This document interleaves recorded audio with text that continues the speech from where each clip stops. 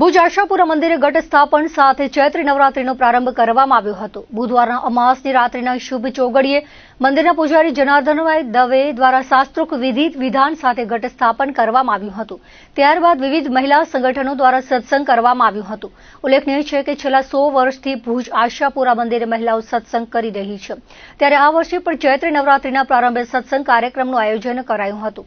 મંગલમય સૂર્યોદય સાથે ચૈત્રી નવરાત્રીનો વિધિવત પ્રારંભ થયો હતો, જે દરમિયાન ભાવિકો દ્વારા આદિશક્તિની આરાધના અને ઉપાસના કરવામાં આવશે। નવરાત્રીના નવલા દિવસો દરમિયાન વિવિધ પરંપરાગત ધાર્મિક વિધિઓનું પણ સવિશેષ આયોજન કરવામાં આવ્યું છે।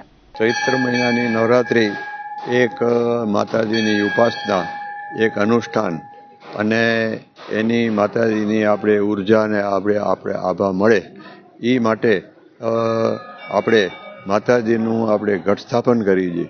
ઘટ સ્થાપન એટલે કે માતાજીને આપણે આહવાન આપીએ છીએ, આમંત્રણ આપીએ છીએ।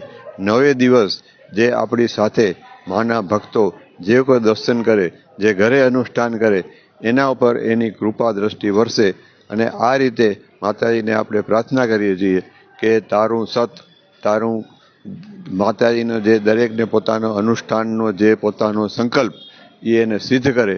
આમ માતાજીનું ઘટ સ્થાપન કરી આપણે એને આમંત્રણ આપી અને આપણે એક ભવ્ય રીતે નવરાત્રિનો પ્રારંભ કરીએ છીએ। આમ પ્રથમ નવરાત્રિ એકમથી કરી અને 26 તારીખે અષ્ટમીના અને 25 તારીખે હવનના રાતના દર્શન કરી સૌ માતાજીનો સંકલ્પ અનુષ્ઠાન પૂરા કરી શકશે। અમારું આ આશાપુરા સત્સંગ મંડળ છે। આ અમારું મંડળ 3 થી 4 પેઢીથી ચાલુ છે। અવરિત 365 દિવસ અમે અહીંયા સત્સંગ કરીએ છીએ। પહેલાં અમારા બહેનો આવતા ત્યારે વડીલો હતા, ત્યારે 5-6 બહેનો આવતા।